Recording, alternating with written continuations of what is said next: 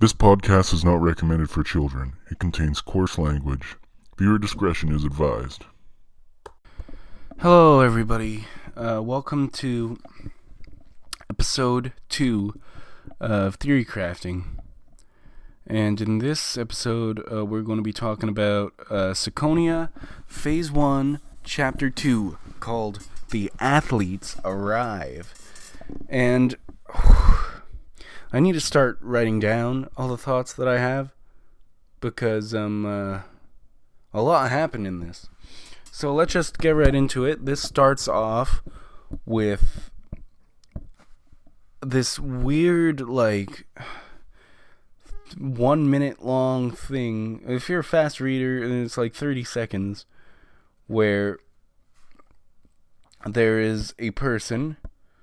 I think because it says that there's a voice, and it says there's a girl's voice. So maybe like two different genders, and they're underground somewhere, and someone asks if the person is ready, and then they pull out 3 coins. Two of them are gold, one of them is silver, I think, and they all have the same symbols that the 3 kings wear, and I have no clue what to make of that. I was really confused the first time I read that, and then I forgot about it, and now I'm reading it again, and I'm really confused the second time that I'm reading it. So that's something, if anybody has any theories on that, that would be pretty cool. Hopefully it's not something that got answered later on that I didn't notice, because I just forgot that there was a 30-second thing here, because it confused me. Because if it's just like that guy who's going down and sees Veer, if that's like, because this could be just that guy, and it's just him showing up, and it's being very vague. It's still very vague once he gets down there, but you know a little more. But maybe that's how you're supposed to enter that underground. Yeah, that's my theory on that. It's that guy who shows up later, who Veer is giving the tour of the underground base to, and that's just how you enter, is you need to use those coins in some way. That's my theory on that little opening bit. Now, let's go into the Battle Standard Festival Practice of Peace, or what was that called? The Battle Standard Festival. Well, let's just call it the Battle Standard Festival. It's where everyone, all the soldiers from all over the world, all the young soldiers get together and they do sports. And this scene starts off with the narrators saying a bunch of stuff about how, Japan doesn't do judo anymore, and I wonder if this is going to start debates. I'm not sure if that's too important. I mean, unless later on it turns out that someone from that Meow needed to have known judo to do something, and she can't do it because they never taught her judo.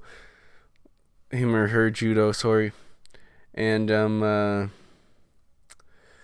I think that's kind of funny. If that were to happen, and there would be a callback to that.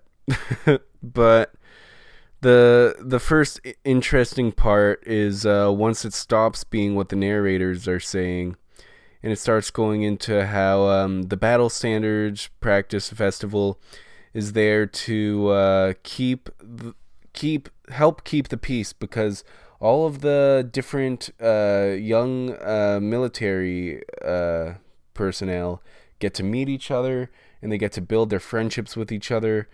And then it's also a good way to share military technology with everybody.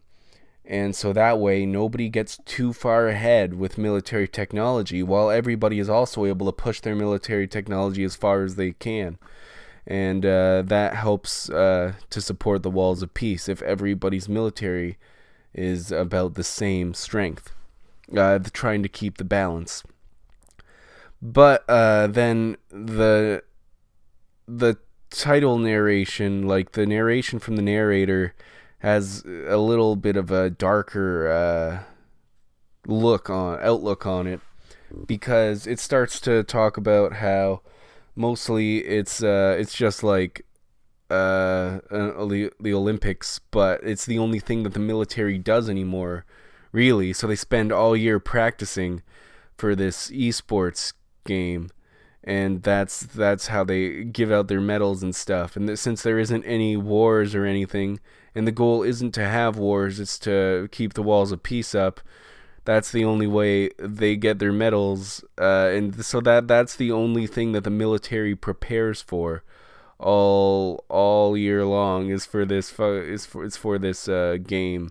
And it seems like some people, it might cause some unrest in some people that we have such good military and all that we're using it for is stupid games, you know? But hey, that's better than the alternative, isn't it? So that's just some world building stuff. And there's something, I forget exactly the context. This is why I need to write things down.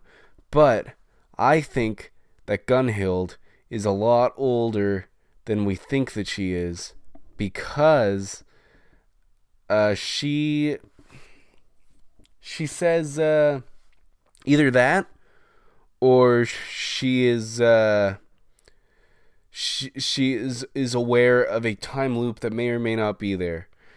If there is no time loop, then she might be a lot older. If there is a time loop, then maybe she's already seen it and she thinks of herself as a lot older than everyone else thinks of themselves. Because Gunhild, at one point, she says how interesting. I actually have. What exactly does she say? The condition of your blood says that you're still somewhat fatigued, but I must admit that your unquantifiable mental condition has improved. The young can be so interesting. And then Meow points out, like, aren't you the young?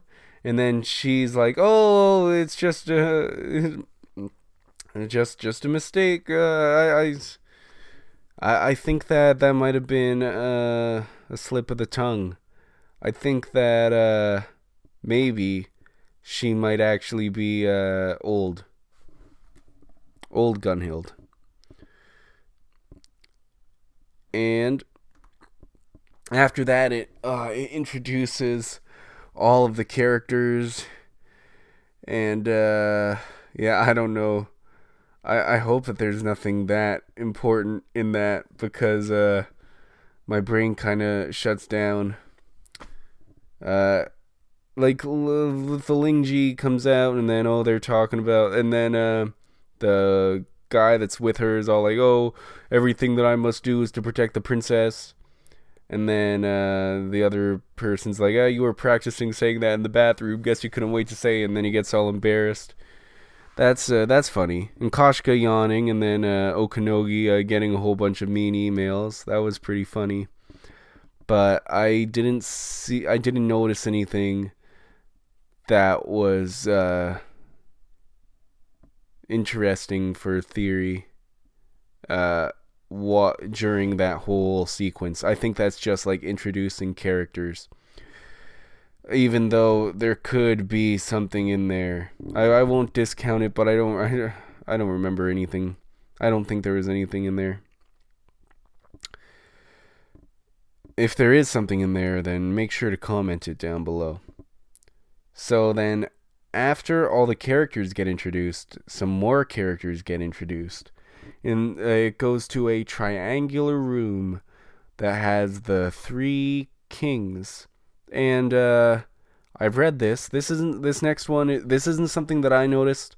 This is something that I've read from quite a few theory places. But the 3 kings, one of them is dressed exactly like Hideyoshi from Mumineko. And the other two are like, they aren't dressed exactly the same as anyone from Umineko, but there's similarities. Like, one of them looks like George, but could also be Battler. And I'm not sure. I don't think that it would be. I feel like it would be George if it was Hideyoshi, but who knows? I